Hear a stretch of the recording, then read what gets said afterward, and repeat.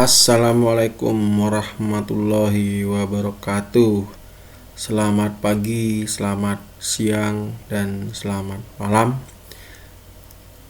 Di kesempatan kali ini saya mau membahas materi PPKN kelas 10. Babnya tentang hakikat bangsa dan negara.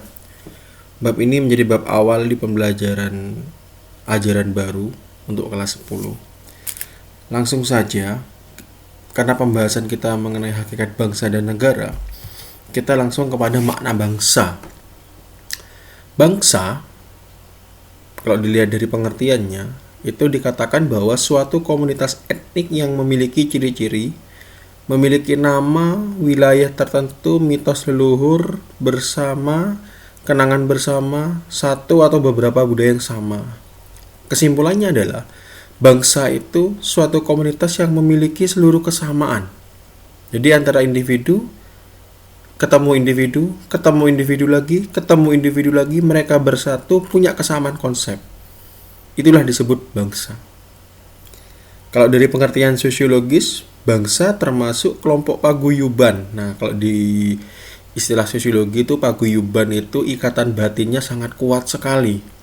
Ikatan batinnya sangat hebat sekali ya, yang secara kodrati ditakdirkan untuk hidup bersama, senasib sepenanggungan dalam suatu negara.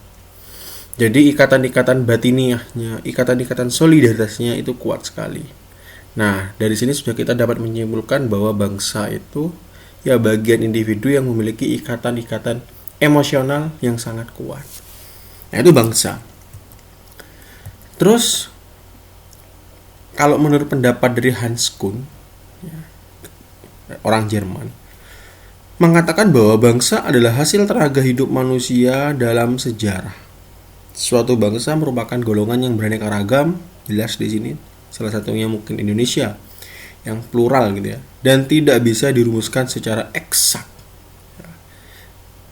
secara pasti modelnya. Karena yang namanya konsep individualisme itu punya ciri dan karakteristik masing-masing.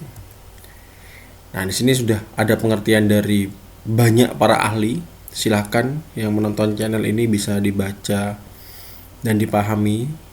Ya, di sini ada pendapat dari Hetzel, Otto Bauer, Ernest Renan.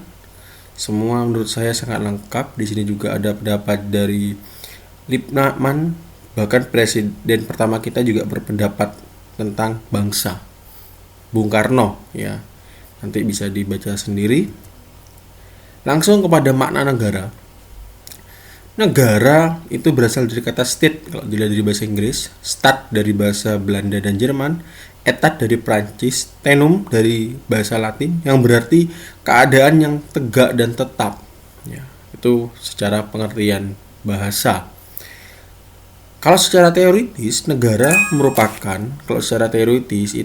merupakan ya organisasi yang di dalamnya ada rakyat yang permanen.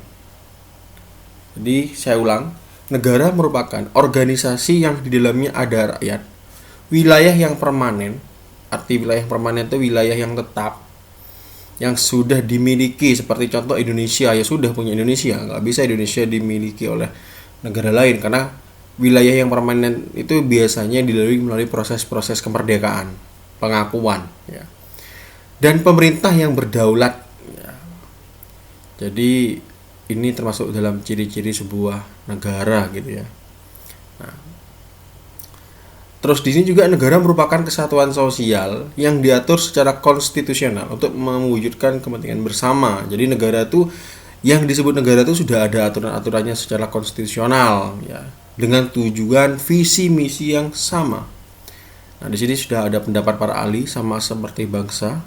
Sudah bisa nanti para bapak ibu, adik-adik, semua yang menonton channel saya bisa dibaca dengan teliti. Banyak pengertian-pengertian di sini tentang baik tentang bangsa maupun tentang negara. Nah, Sekarang kita bicara masalah tinjauan negara. Di sini sudah ada jelas tinjauan negara itu ada 4. Ada organisasi kekuasaan, organisasi politik, organisasi kesusilaan, dan integralistik. Kalau organisasi kekuasaan katanya Logemen itu bertujuan mengatur dan menyelenggarakan masyarakat dengan kekuasaan tersebut. Jadi tujuannya untuk mengatur supaya masyarakat tertib.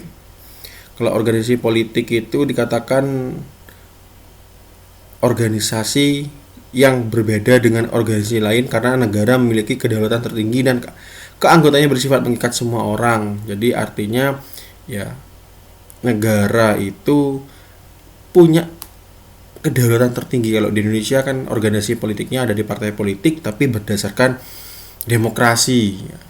Jadi rakyatlah kedaulatan tertingginya. Kalau di negara lain pasti punya konsep yang berbeda gitu ya. Organisasi kesusilaan itu bicara masalah kemerdekaan universal. Jadi organisasi kesusilaan itu setiap warga negara yang tinggal di sebuah negara, dia dijamin kemerdekaan universalnya dengan kemerdekaan individualnya, semacam hak asasi manusia ya, dilindungi lah oleh negara.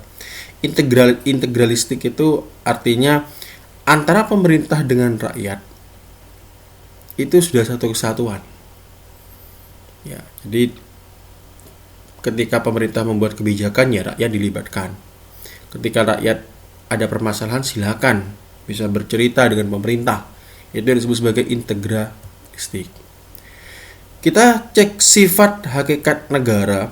Kita bisa cek di sini ada sifat memaksa yang memiliki kekuatan fisik secara legal ya, untuk memaksa rakyatnya untuk tertib. Nah, ada monopoli menetapkan tujuan bersama masyarakat di situ. Jadi negara ketika punya kebijakan silakan masyarakat dilibatkan. Kalau di Indonesia itu antara eksekutif dan legislatif harus punya kepentingan yang sama untuk kepentingan bersama. Yang mencakup semua yaitu peraturan perundang-undangan yang berlaku untuk semua orang tanpa terkecuali. Itu sifat dan hakikat negara. Oke, demikian penjelasan singkat saya tentang hakikat bangsa dan negara. Semoga bermanfaat. Sekian, wassalamualaikum warahmatullahi wabarakatuh. Selamat pagi, selamat siang, dan selamat malam.